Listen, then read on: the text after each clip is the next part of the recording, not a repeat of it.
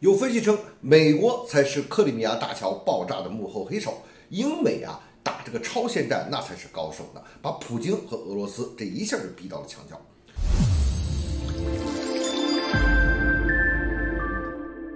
欢迎来到张斌观察，我是张斌。克里米亚这个克制大桥被炸的细节是越来越多了。俄罗斯媒体那边就有分析说说可能这不是一辆车，这是2辆车同时参与了这次自杀式的袭击。一辆呢有正规运输文件的大卡车，装这个硝酸铵之类的这些爆炸物吧，有点硝酸铵嘛，它是做化肥的原料，但是它也是剧烈的爆炸物这种可能都有。它正从这大桥上走，而另一辆装有起爆器的小轿车呢，充当这个起爆器。从监视视频上来看当时爆炸的时候，这辆大车往前开的时候，一辆小车正在超它，说明这就有可能是2辆车配合干的。相信这个细节会有更多的细节会曝光出来。那么最后可能比较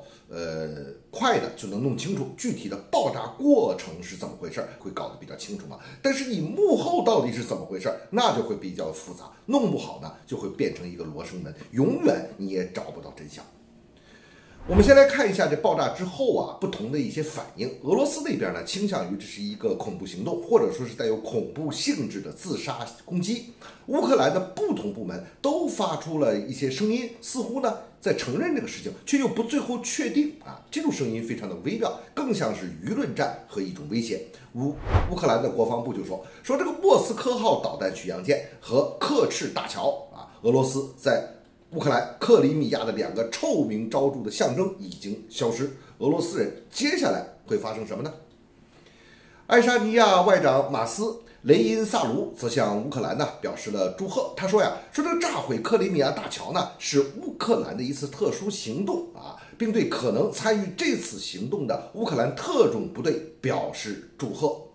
要说这种说法呢，其实到现在来看，它是有点看热闹不嫌事大有点起哄恶心俄罗斯的那个感觉。但是呢，这种看似起哄的言论的背后它正在形成一种压制俄罗斯的这种舆论的势头，从而转化成真正的政治和舆论压力。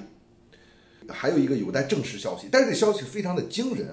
说这个美国现在紧急采购2.9亿美元核辐射的紧急药物，这是在为可能发生的一些核爆炸在做准备吗？不免让人联想到这种信号一释放出来，好像说俄罗斯要在这个欧洲使用这个核武器，包括使用这个战术核武器。这有分析就认为把这最近前后发生的一些事情我们联系来看这个脉络就很清晰了。你看，把这个炸死俄罗斯民族主义人士杜金女儿的这件事儿，还有炸北溪气管的这件事儿，我们和这次的克里米亚大桥爆炸联系在一块儿来看呢，美国就很有可能是这次爆炸的幕后黑手。这是在打超限战，把俄罗斯和普京架起来，给你逼到墙角。我看你下一步你怎么办？你是忍了呢，还是说报复当时俄罗斯他们出兵叙利亚的时候，不是让土耳其的 F-16打下来一架他的苏24飞机吗？那个时候普京不也就忍了吗？那这回你忍还是不忍你不忍的话，你怎么去交代这个事情你要不要展开这种大规模的报复？用不用战术核武器？这可是你的本土那么你俄罗斯和普京怎么向国内和外界进行交代呢？咱们来看，这第一这次爆炸呢是对俄罗斯本土的一个袭击，无疑是把这事态给抬高了，这就断了俄罗斯想用政治解决这个问题的后路。那么俄乌冲突必然会持续进行，甚至还往回升级逼着你去使用这战术核武器，这最符合美国的需要了这个和北溪气管被炸所产生的效果是一样的。第二，如果说这是乌克兰政府、军方或者说是乌克兰特勤部门去干的，那么这么重大的事情，如果不通过美国的首肯，乌克兰他是不敢这么干的。第三，如果说这个事情和乌克兰没有任何关系，那么美国他去支持乌克兰内部，甚至说有可能还去支持俄罗斯内部某些人员、某些组织实施这个爆炸的可能性，那就更大了。